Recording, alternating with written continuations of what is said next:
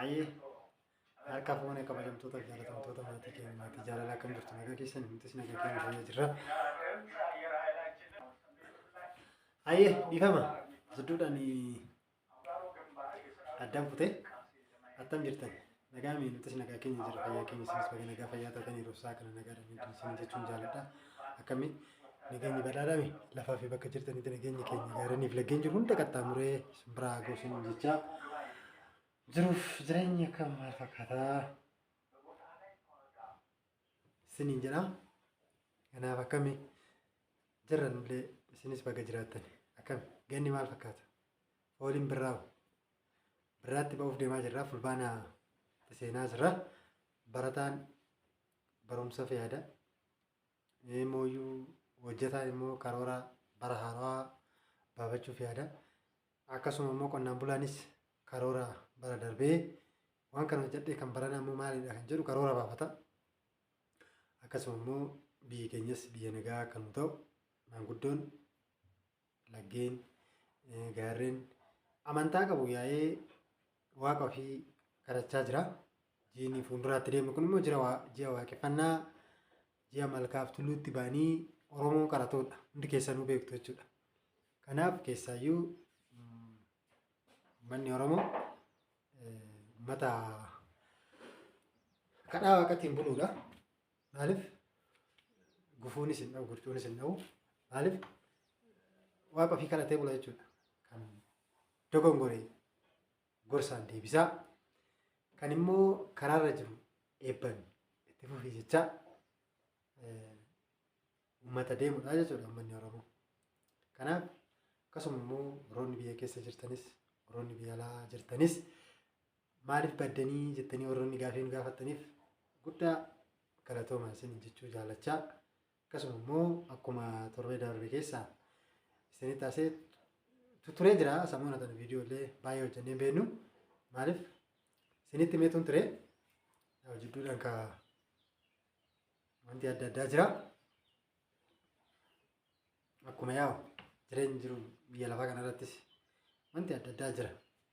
Wanni nama mudatu yookaan immoo aggaxameenyi wanti adda addaa jira jechuudha. Kanaaf sababuma saniif viidiyoo keenya adda kunne guyyaa sadaffaa natti fakkaataarraa osoo viidiyoon hojjetiin kan turre. Kanaaf akka carraa ta'e yoo baluun hin jiraanne viidiyoon hin hojjetamu. Anis immoo akkas yaadee baay'ee namoonni beektan beektu yookaan gara hojii biraa yookaan gara hojii biraatu waan ta'eef akkasitti adda ciccina baluun immoo xinnoo reefu akkuma duraa isinitti himuuf yaade reefu jajjabaachuutti jirti. Kanaaf immoo amma sadii taanee isinii dhufnee jirra. Sadii taanee isinii dhufnee jirra amma viidiyoon addaan citu hin hojjetama. Dafnee hojjanne jechuudha. Kanaaf akkasuma immoo warroonni viidiyoo keenya ilaaltanii baluun eessatti bira haftee baluu eessa gootee maaf dhiiftee kophaa kee hojjettee warroonni naan jettan immoo hin dhufti. Ammaaf yaa'u har'a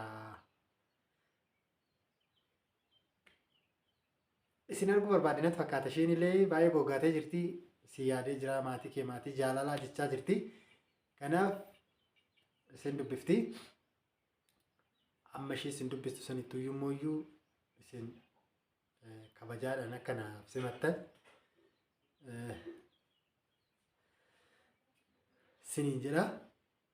Akkasuma immoo yaa'u waaqayyo galannaa ga'u isheenis nagaa ishee jirti. Namni gaa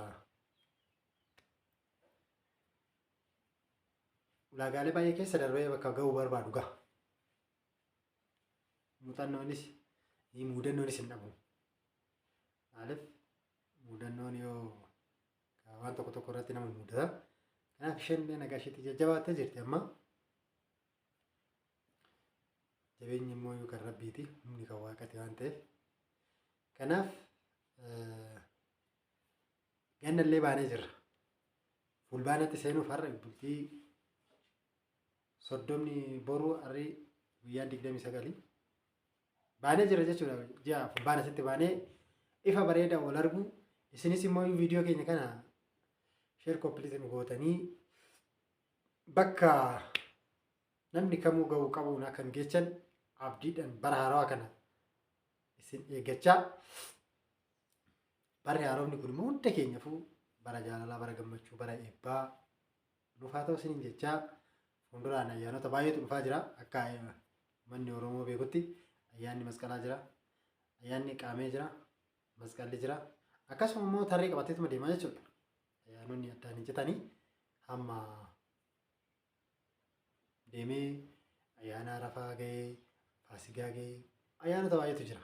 Akka deemanii achi gaanitti warroonni immoo biyya Oromaa jirtanii jiraattanii wantoota kana hunda hawwitanii rakkoon hin jiru, hin ga'ama, hin qabdu, bira geessu waan gabaabdudha jechuudha. Waaqayyo jireenya namaa kenne hin qabama jechuudha waan hunduuyyuu. Kanaaf warroonni immoo bara haarawaa kana galuus karoorfattanis nagaan gara biyya keessaniitti naa galchu isin simanna isiniin jechaa akkasuma immoo biyya keessa jiraattanii biyya alaatis jiraattanii biyya keessa immoo gara biyya alaa bara haarawaa kana nan deemettanii warroonni karoorfattanis waaqayyo isin haa milkeessu isiniin jechaa baluu wajjin hanga walitti deebinutti nagaaf jaalalaan nuuf jiraadhaa isiniin jechaa baluu fideetanan isiniif dhufa.